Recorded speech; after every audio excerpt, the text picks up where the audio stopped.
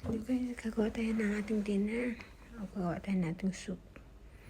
Una, lagay natin ng butter, konting mantika para mag-caramelize natin ang ating onions.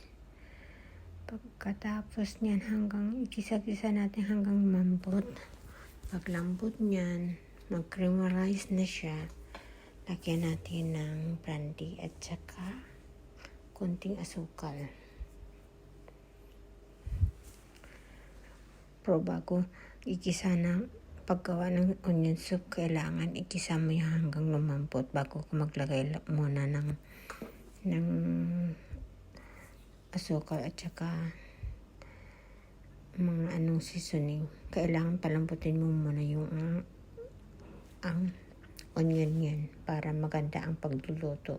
Kasi pag lagyan mo ng sa tubig at saka bagong hindi mo pa na lumambot, pangit yung onion. Kailangan i-caramelize mo muna bago mo lagyan ng kung ano-ano. Itong soup na yan, onion soup, nalagay ako ng brandy. Konti lang. Mas masarap kasi pag mayroong brandy.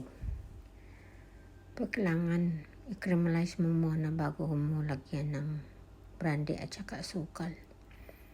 Yan, nalagyan ko konti lang. Yan, brandy yan.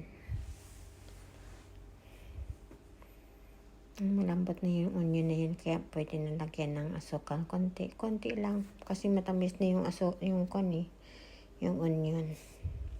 Pagkatapos niyan, isang can lang na onion soup nilagay ko.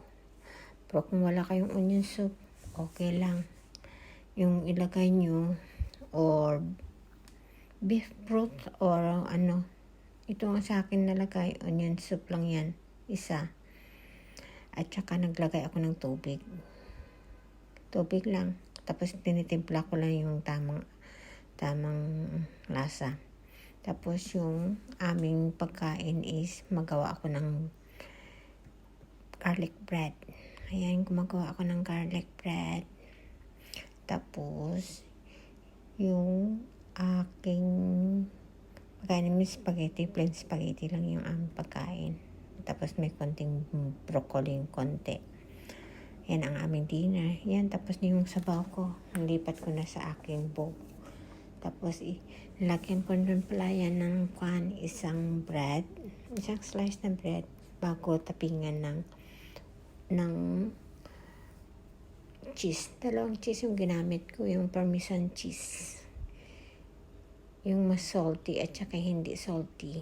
Pero yung soup ko hindi masyadong maalat yun eh. Kaya okay lang maglagay ako ng cheese. Ayan, kailangan generously ang cheese na lagay mo.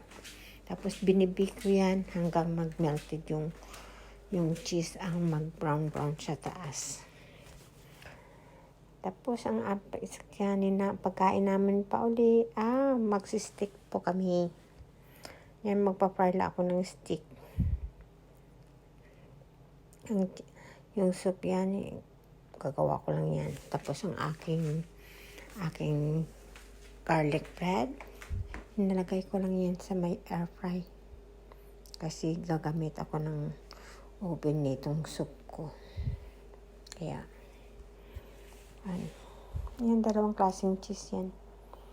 Parmesan cheese. Ayan ang aking garlic bread. Okay na siya. Luluto na ako ng aking steak. Ayan guys, kain na tayo. Thank you for watching. Bye!